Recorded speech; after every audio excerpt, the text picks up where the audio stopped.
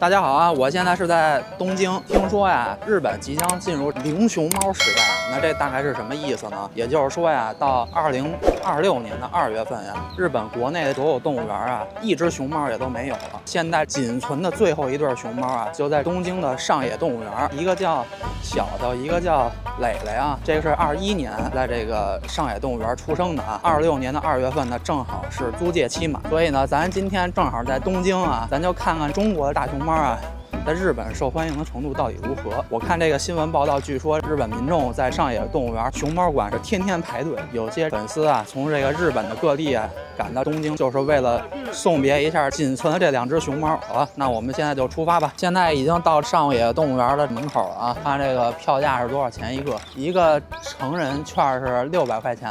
哎 ，Hello， 2 adult， yes。OK， thank you。进来了啊，成人一个人的票呢是600块钱啊，600块钱合这个人民币应该不到30块钱吧，还行，是吧？北京动物园应该现在是不是这价啊？我好久都没来北京动物园了啊，不知道这个价格怎么样。咱们进来先看一眼这个地图啊，看一眼这个熊猫馆在哪儿啊？先去熊猫馆看一下。我现在在这个奔天门，我要顺着这么走的话啊，就到这个熊猫森林了啊。估计这个就是小小和蕾蕾在的这个熊猫馆啊。那咱们就往这边走吧。这个入口处啊，看起来今天人不多啊，因为还是周五，还没到周末呢啊。不知道周末这个情况怎么样啊？这边就应该是熊猫馆了啊，从这儿进就行啊。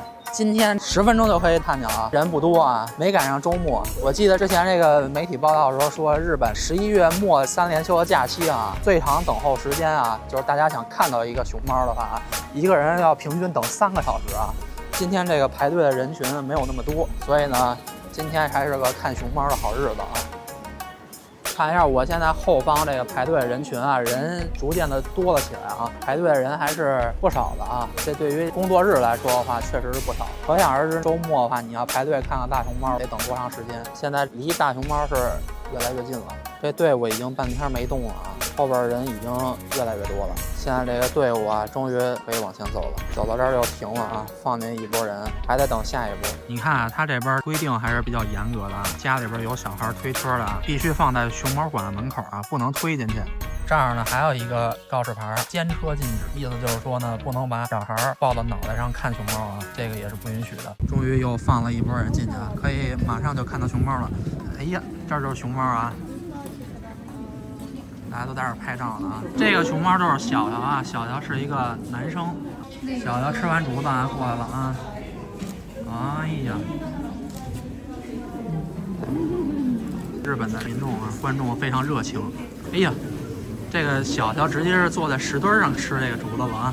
吃完饭活动一下吧，跟观众互动一下。动物园工作人员一直跟大家说呀，拍完照就可以离开了。但是呢，你看这么多人啊，久久不愿意离去，可见大家对熊猫啊是非常的喜爱的。咱们再往那边看看，看另一只大熊猫啊！哎呀，这个人实在是太多了啊，根本就过不去。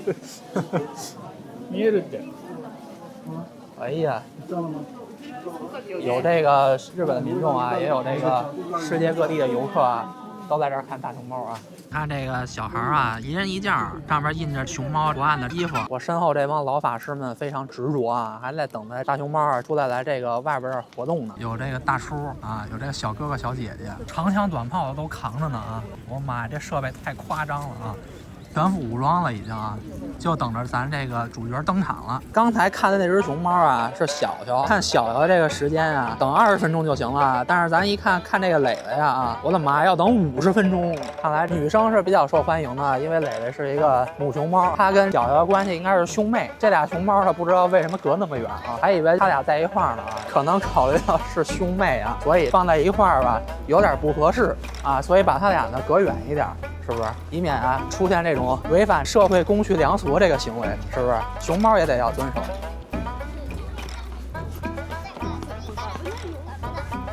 纪念品商店啊，基本上都是以熊猫为主题的元素占多数啊。这个得等40分钟啊。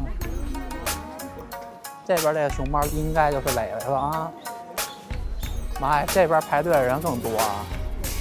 想看磊的人比这个小的还要多，后边又排了那么长的队了啊。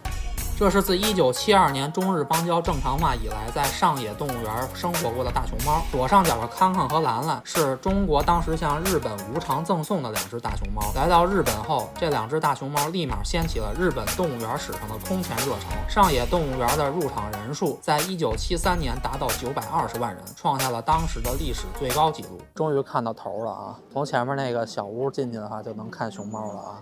这队排了，我大概得排了20多分钟了，将近半个小时了。哎呀，等了差不多半个小时，终于进来了啊！这是磊的啊，这跟这儿睡觉呢，一点面子都不给啊！睡觉大家都想看啊！嘿，姐妹儿醒醒啊！这么多人来看你了，你也不起来啊！很遗憾没有看到这个正脸啊！妈呀，这边排队的人这么多，哎呀，我的天哪！希望后边看到人啊，能看到正脸啊，也不枉你们排队这么长时间啊！这不是传说中的川普鸟吗？啊，川普你好，啊！